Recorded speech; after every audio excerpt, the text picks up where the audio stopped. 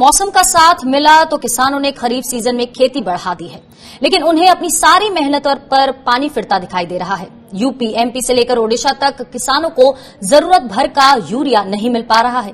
और ऐसे में सरकार के इस दावे को कितना सही माना जाए कि यूरिया की पर्याप्त उपलब्धता है, देखिए रिपोर्ट।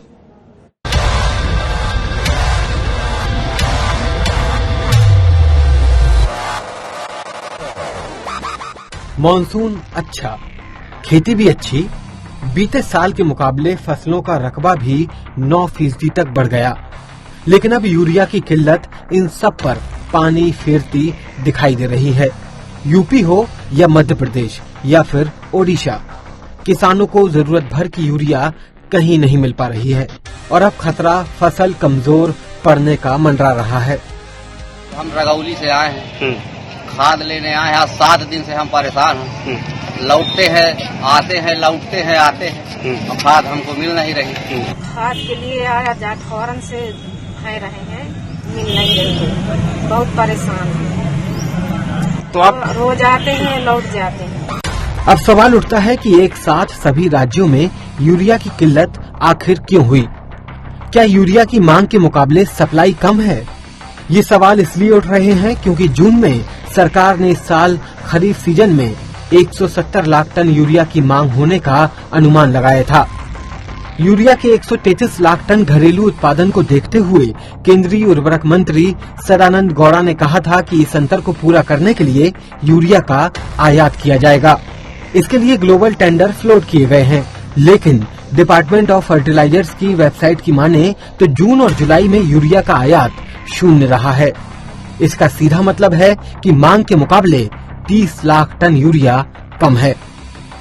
छत्तीसगढ़ में इस समय यूरिया का भयंकर संकट है और हमारा आकलन है कि जिस औसत पैमाने पर देश में यूरिया का उपभोग होता है उसका आधे से भी कम छत्तीसगढ़ के अंदर होता है। और आदिवासी क्षेत्रों में तो स्थिति ये है कि 1 एकड़ पर 10 किलो यूरिया का भी उपभोग नहीं होता। इसके बावजूद आदिवासी क्षेत्रों में यूरिया की भयंकर किल्लत है। यदि आने वाले 1 हफ्ते के अंदर किसानों को यूरिया उपलब्ध नहीं हुआ तो इस सीजन की पूरी मेहनत किसानों की बर्बाद हो जाने वाली है।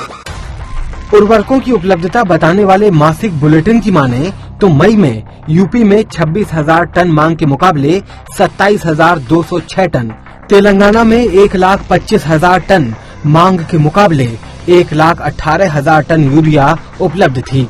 वहीं मध्य प्रदेश में 1,75,000 टन मांग के मुकाबले 2,42,377 टन यूरिया और ओडिशा में 30,000 टन मांग के मुकाबले 58,224 टन यूरिया उपलब्ध थी।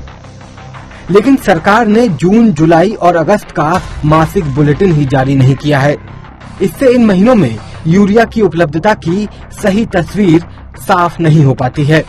फिर भी ये सवाल बना हुआ है कि अगर मई में यूरिया की सरप्लस आपूर्ति थी और सब कुछ ठीक रहा है तो अगस्त में यूरिया की इतनी किल्लत आखिर कैसे आ गई? अगर ये स्थानीय गड़बड़ियों की वजह से हो रहा है तो एक से ज्यादा राज्यों में ये समस्या आखिर एक साथ क्यों सामने आ रही है? हालांकि बाजार के सूत्रों के मुताबिक बीते साल के मुकाबले इस साल खाद की सप्लाई 24% बढ़ी है। इसमें यूरिया की सप्लाई 15 लाख टन ज्यादा रही, लेकिन इंडस्ट्री से जुड़े लोग यूरिया की मांग में आए अचानक उछाल को इस अफरा तफरी की वजह बता रहे हैं। Bureau report, Swaraj express. तो इस पूरे मुद्दे पर बातचीत करने के लिए हमारे साथ मौजूद हैं भारतीय किसान यूनियन के राष्ट्रीय प्रवक्ता राकेश टिकैत जी। राकेश जी, बहुत स्वागत है आपका किसान बुलेटिन में। सर, जिस तरह से सरकार दावे कर रही है कि यूरिया पूरी तरह से उपलब्ध है, उसी दूसरी तरफ हम देख रहे हैं कि कई राज्यों में एक साथ किल्लत सामने आई है। सबसे पहले तो आपसे जानना चाहेंगे जमीनी हकीकत क्या है? आपको क्या लगता है क्यों नहीं मिल पा रहा है यूरिया, क्यों इतनी किल्लत आ रही है और इस समय स्थिति कैसी बनी हुई है यूरिया को लेकर?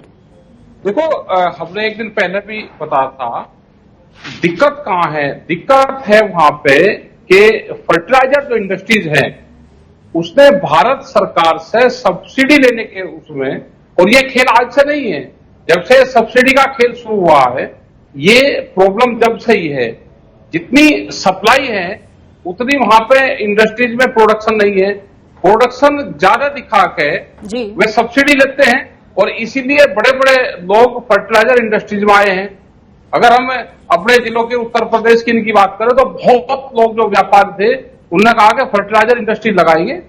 मगर भाई इनका क्या मतलब है, इनके 1 बीघा जमीन नहीं है, इंडस्ट्री लगाएंगे, ये सब्सिडी बहुत आती है। और एक आदमी के नाम पे फिर जो फर्जीवाड़ा होता है, एक आदमी के नाम पे 1000 कट्टे यूरिया दिया गया है, तो फर्जी तरीके से वेरिफिकेशन करके कट्टे चढ़ाए जाते हैं और ये नीचे से लगाकर ऊपर तक की एक पूरी चेन है। इसमें ये जो 24 और 25% जो आंकड़ा बता दें कि अब की बार ज्यादा आया है, ये बिल्कुल ठीक है। हमारे पास कुछ अधिकारी आए थे, उन्हें कहा कि अब 40% किसानों ने यूरिया ज्यादा का इस्तेमाल करा। मगर भी 40% तो बहुत होता है, इसको तो इतना तो नहीं होना चाहिए। लेकिन उसके बाद ये पूरी दिक्कतें आनी शुरू। उन्होंने कहा कि आप सिफारिश करो, चिट्ठी लिखो कि यूरिया इन जिलों में और भेजा जाए, और 40% आ गया। तो मतलब बहुत बड़ा ये घपला है कि 40% ज्यादा आ गया, फिर भी कमी है। और अधिकारी जो एग्रीकल्चर अधिकारी है वे हमारे पास में आ रहे हैं कि आप चिट्ठी लिखो उत्तर प्रदेश सरकार को कि यूरिया की किल्लत है, यूरिया हो रहा है। तो इसका मतलब बहुत बड़ा फर्जीवाड़ा, बड़े स्तर पर यहाँ घपलेबाजी हो रही है। राकेश जी, जिस तरह से हम आंकड़ों की बात करें तो मई के महीने में जो मासिक बुलेटिन सामने आया था उसमें साफ पता चला था कि सरप्लस आपूर्ति थी यूरिया की। वहीं 3 महीने तक तो ये मासिक बुलेटिन सामने ही नहीं आया। तो अब एकदम से अचानक से इतनी ज्यादा किल्लत हो गई कि किसानों को मिल नहीं रहा यूरिया। और सोचने वाली और देखने वाली बात यह है कि एक साथ कई राज्यों में ये किल्लत सामने आ रही है, ऐसा कैसे पॉसिबल है? ये तो पूरे देश में होगी ना, क्योंकि जो फर्जीवाड़ा था वो फर्जीवाड़ा खुल गया और इन्होंने अब की बार जाते घपला करा है। अगर ये थोड़ा बहुत खाते रहते तो पता नहीं चलता। तो मतलब ये जो स्थानीय गड़बड़ियां हैं ये सभी राज्यों में हो रही हैं एक साथ से? ये सभी राज्यों में, इनका बहुत बड़ा नेटवर्क इंडस्ट्रीज का और जो मंत्रालय है इनका है। कम जाता है अगर इनका पूरा डाटा निकाला जाए कि फैक्ट्री से जो रॉ मटेरियल है वो कितना आया, कौन से ट्रक में यूरिया कहाँ गया, उसकी बिलिंग कहाँ है, वो सारी चीज अगर देखेगा तो पूर्ण रूप से पता चल जाएगा। रॉ मटेरियल का पता कर लो कि कहां से रॉ मटेरियल आया, कहां गया, कितनी सब्सिडी गई, तो इंडस्ट्री से ही पता चलेगा इसका। वहां से ही फर्जीवाड़ा पूरा एक बहुत बड़ी चेन इसमें है, किसानों के पास तक नहीं गया और पूर्ण रूप से इसकी कमी हुई है। तो अब भारतीय किसान यूनियन इस मुद्दे को किस तरह से आगे लेके जाएगा राकेश जी, क्योंकि ये बड़ा मुद्दा है? हम इसकी पूरी जांच की बात हमने करी है कि इसका पूरा जांच हो जाए, जो स्कैंडल्स है इसमें सामने आए। और जब तक डायरेक्ट सब्सिडी किसान को नहीं मिलेगी ये फर्जीवाड़ा इसी तरह से होता रहेगा। बहुत आदमी और भारत सरकार कह रही है कि भाई ऑर्गेनिक फार्मिंग पे जाओ, बहुत किसान ऑर्गेनिक फार्मिंग भी कर रहे हैं, उसके बाद भी किल्लत है, उसके नाम पे भी सब्सिडी आती है। जो किसान ऑर्गेनिक फार्मिंग कर रहा है देश में फर्टिलाइजर सब्सिडी उसके नाम की भी आ रही है।